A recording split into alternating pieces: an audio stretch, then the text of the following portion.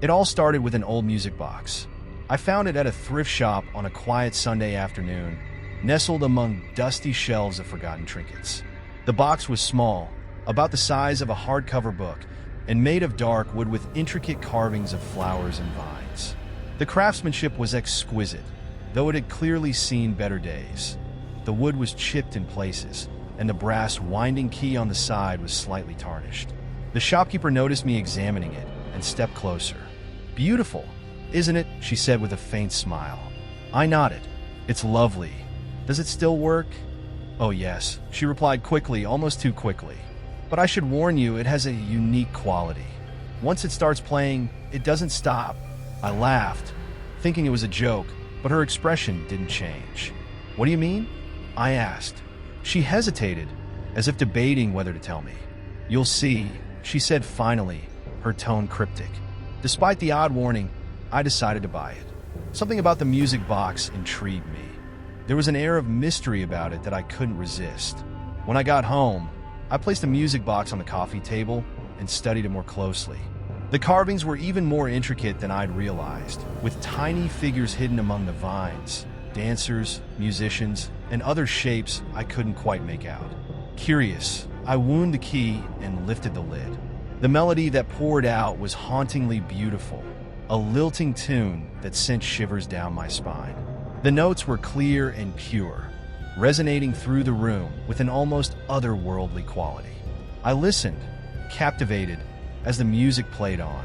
After a few minutes, I expected it to stop, but it didn't. I glanced at the key. It wasn't moving. "Strange," I muttered, turning the box around to inspect it. The music continued, steady and unbroken, even though the mechanism appeared to be still. I shrugged it off, assuming it was some kind of advanced design. But as the day wore on, the melody didn't fade. It followed me through the house, growing louder or softer depending on where I was, as if the box was alive. By the time night fell, the tune was starting to wear on my nerves. I placed the music box in a drawer and closed it, hoping that would muffle the sound. It didn't.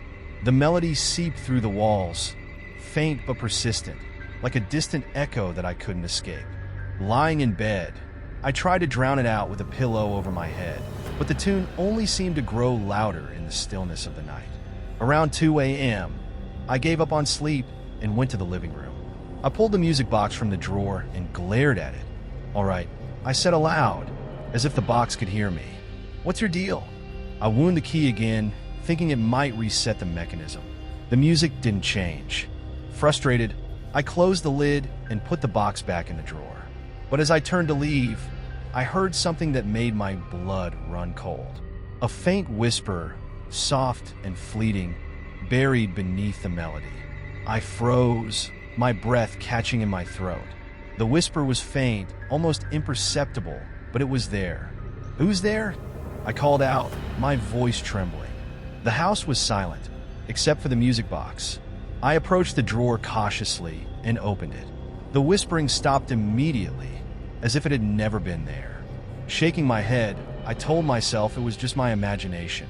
But deep down, I knew something wasn't right. The next morning, I returned to the thrift shop determined to get answers. The shopkeeper greeted me with a knowing look. "How's the music box?" "It won't stop playing," I said, my frustration evident. "And I think I heard something, like a whisper." She nodded, as if she'd expected this. "I told you it was unique. What's wrong with it?" I demanded. "Why doesn't it stop?" The shopkeeper sighed. "The music box is old, older than you might think. It's said to be enchanted or cursed, depending on who you ask. Once it starts playing, it doesn't stop until it fulfills its purpose." "Purpose?" I echoed, frowning. She nodded. "The melody carries a message. It seeks someone who can hear it, someone it chooses. You must listen closely, or you won't understand." "That's ridiculous," I said, though her words sent a chill through me. She smiled faintly. "Believe what you want, but I suggest you don't try to silence it. The box doesn't like being ignored." That night, the music grew louder, filling the entire house. The haunting melody seemed to vibrate through the walls, relentless and consuming. As I sat in the living room, staring at the box, I began to notice other sounds, faint creaks and groans, as if the house itself was shifting. And then I saw it. A shadow moved across the far wall, slow and deliberate. I turned toward it, my heart racing. The room was empty, but the shadow remained, flickering faintly in the dim light.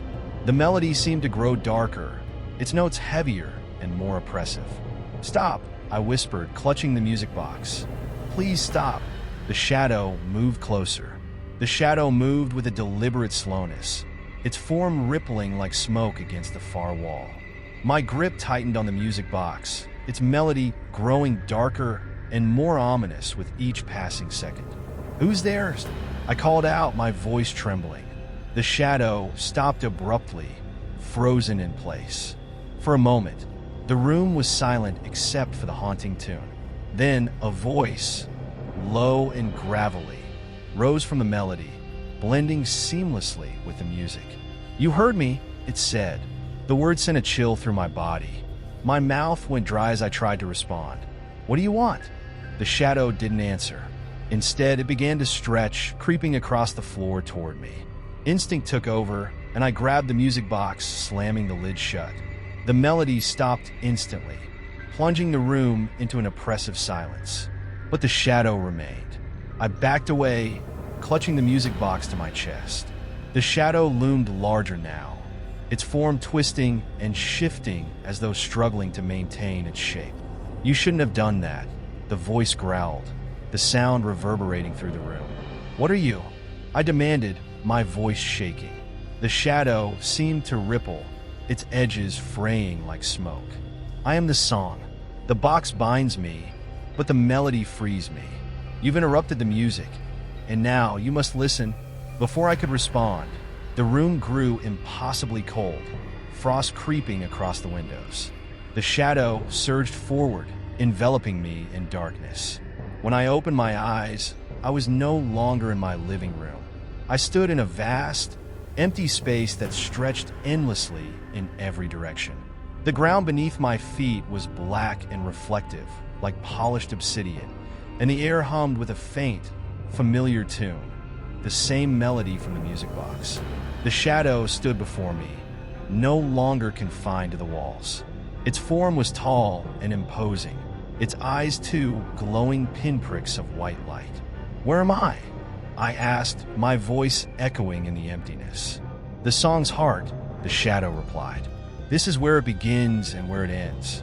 You've entered a world you cannot leave until the melody is complete." As the shadow spoke, figures began to emerge from the darkness. At first, they were vague shapes, but as they drew closer, I could see their faces, pale, expressionless, and disturbingly human. They moved with unnatural grace, their bodies swaying in time with the melody. Each step they took seemed to echo, the sound blending with the haunting tune. "Who are they?" I whispered. "They're the listeners," the shadow said. "Those who came before you." The music box chooses its audience carefully, drawing in those who can hear its song. The dancers circled me, their empty eyes locked on mine. I tried to back away, but the reflective surface beneath me felt slick, making it hard to move. "Why me?" I asked, my voice cracking.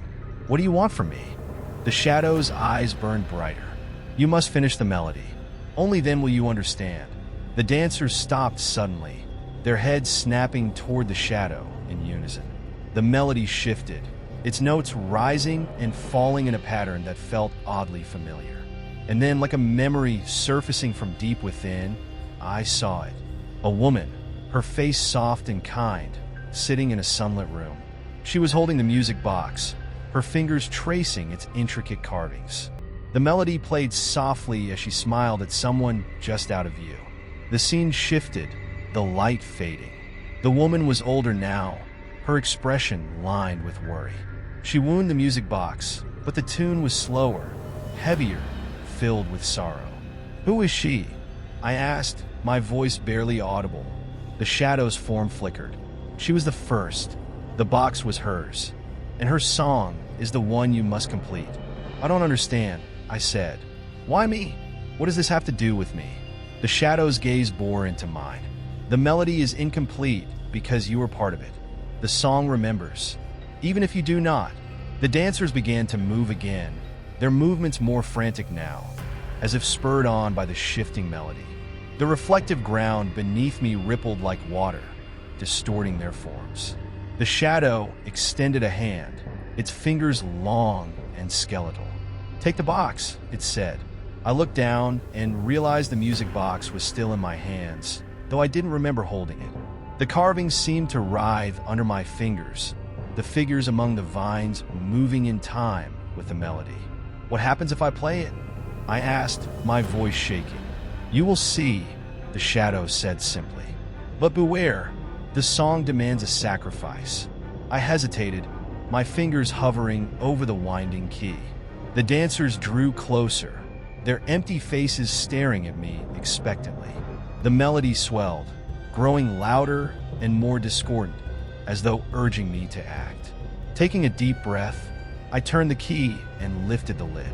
The melody poured out, richer and more complex than before. The reflective ground beneath me cracked, and the world seemed to tremble. The dancers froze, their bodies dissolving into wisps of smoke that were drawn into the music box. The shadow began to fade, its form unraveling like threads pulled from a tapestry. "You have completed the song," it said, its voice growing faint. "But the box is yours now. Carry it, or it will carry you." With those final words, the shadow disappeared, and the world around me dissolved into light. When I opened my eyes, I was back in my living room. The music box sat on the coffee table, silent and still. The frost on the windows was gone, and the air felt warm again.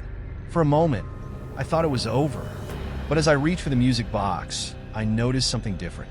The carvings had changed. Among the vines and flowers, a new figure had appeared, a small, shadowy shape with glowing eyes. And in the silence, I heard the faintest echo of the melody, as if the box was waiting to play again. The music box sat silently on the coffee table, its presence unnerving despite its stillness. The faint scent of old wood and something metallic lingered in the air, though the melody no longer played. I leaned closer, my eyes scanning the intricate carvings. The new figure, small, shadowy, with glowing eyes, was unmistakable. It was the shadow from the strange world I'd been pulled into. "What are you?" I whispered. The box didn't respond, of course, but the weight in the room felt heavier, as if something unseen was waiting. I should have left the box alone, but something inside me couldn't resist. I reached for it again. As my fingers brushed the lid, a sudden chill swept through the room. The lights flickered, casting jagged shadows across the walls. The box remained silent, its mechanism motionless. But I could feel something shift, a presence stirring just beneath the surface. I pulled my hand back, heart pounding. The air around me felt charged, the faint hum of something unseen vibrating through the room. The memory of the shadow's final words echoed in my mind. "The box is yours now. Carry it, or it will carry you." I didn't know what that meant, but I couldn't shake the feeling that the box wasn't done with me. That night, I tried to sleep, but the silence in the house felt oppressive.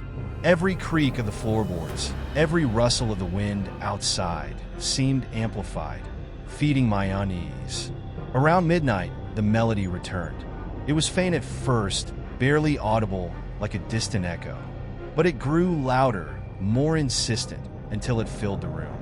I sat up, my breath catching in my throat. The music box was still downstairs, untouched since I'd left it on the coffee table.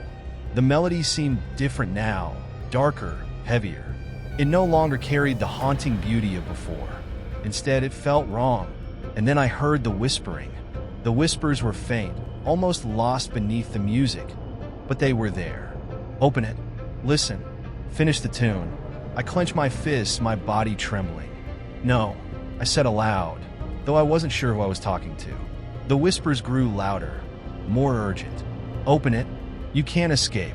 The melody swelled, filling the air with its discordant notes. My head throbbed, the sound vibrating through my skull. Unable to bear it any longer, I threw off the covers and ran downstairs. The music box was glowing faintly, a soft golden light emanating from the carvings. The new figure, the shadowy shape with glowing eyes, seemed to shimmer, as if alive. The melody grew louder as I approached, the whispers blending into the music until they were indistinguishable. My hand moved on its own, reaching for the lid. "Don't," I whispered to myself, trying to resist. But the pull was too strong. As I lifted the lid, the melody stopped abruptly, replaced by a low hum. The air grew colder, and the light from the box dimmed, revealing something new inside. A key, small and ornate, resting on a bed of velvet. I picked up the key, its weight heavier than I expected. The intricate design matched the carvings on the box, with tiny engravings of vines and flowers winding around its surface. "What is this for?" I muttered, turning it over in my hand. As if in response, the box began to shift. The carvings moved, the figures twisting and rearranging themselves to reveal a hidden compartment at the base. I hesitated, every instinct screaming at me to stop. But the compulsion was too strong. I inserted the key into the compartment and turned it. The lid snapped shut, and the room went dark. When the light returned, I was no longer in my living room. The black, reflective ground stretched out before me once more, the vast emptiness of the melody's world surrounding me. The shadow was waiting, its golden eyes burning brighter than before. "You've unlocked the second verse," it said, its voice colder than ever. "What does that mean?" I asked, my voice trembling. The shadow gestured to the ground. As I looked down, I saw the reflective surface ripple and shift, images forming within its depths. I saw the woman from before, her face lined with sorrow. She was holding the music box, her hands trembling as she turned the key. The scene changed, showing her alone in a dark room, the box glowing faintly on the table before her. "She tried to stop the song," the shadow said, "but the melody cannot be silenced. It demands to be played." "Why?" I asked, my voice barely audible. The shadow leaned closer, its form towering over me. "Because it remembers. And now, so must you." The images in the reflective ground shifted again, this time showing a child, a boy with wide, curious eyes, sitting beside the woman. She wound the music box, and the melody played softly, filling the room with its haunting tune. The boy laughed, his face lighting up with joy. But as the melody continued, his laughter faded, replaced by a look of fear. The room around him darkened, shadows creeping in from the corners. The woman tried to close the lid, but the box wouldn't stop playing. The shadows consumed the boy, his screams echoing as the melody swelled. The scene dissolved, leaving only the shadow and me. "What happened to him?" I whispered. The shadow's gaze burned into mine. "He became part of the song. Just as you will." The music box reappeared in my hands, its carvings shifting once more.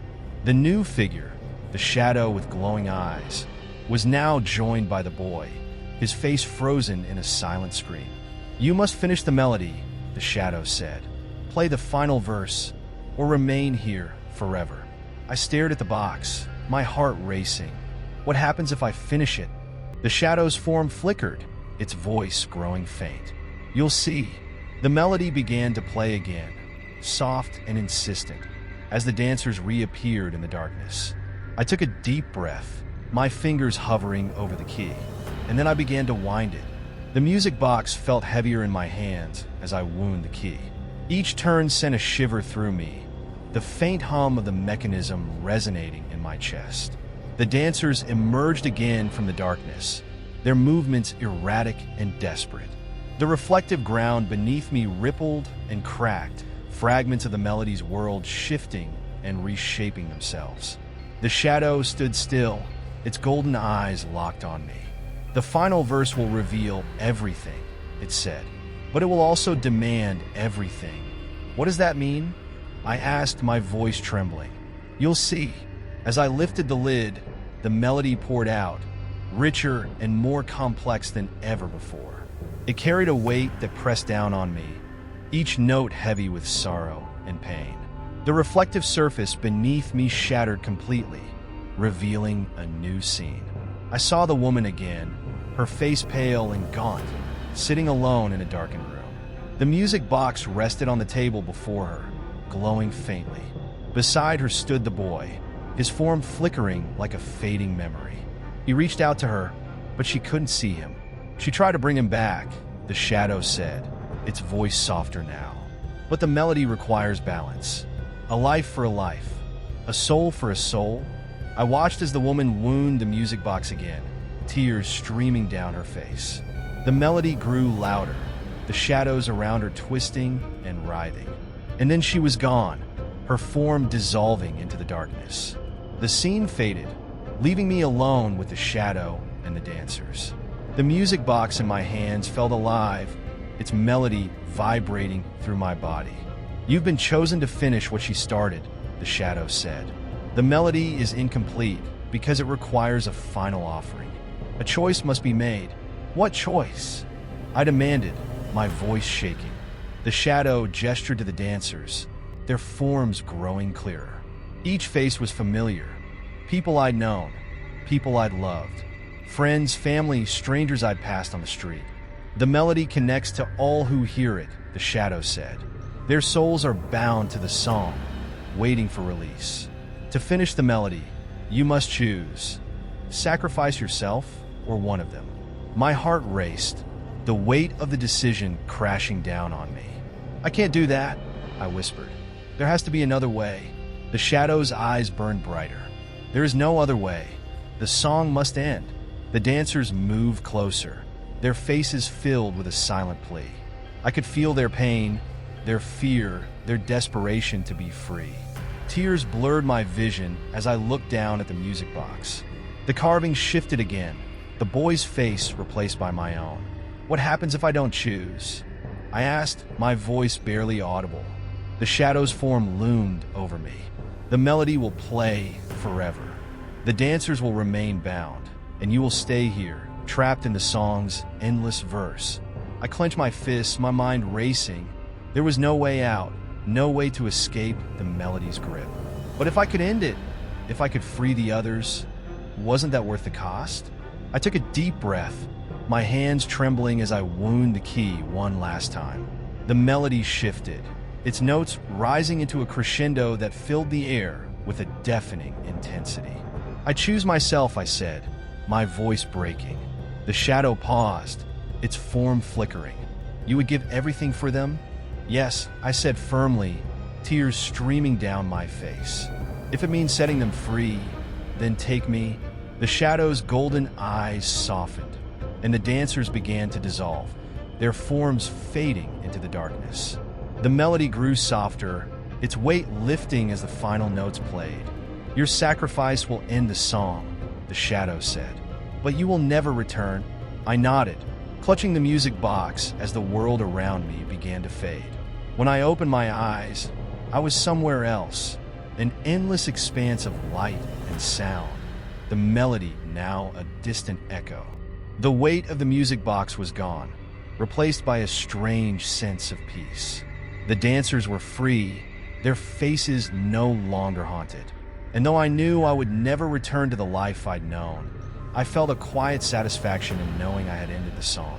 Back in the real world, the music box sat silently on the coffee table, its carving still and unchanging. And for the first time in decades, it didn't play.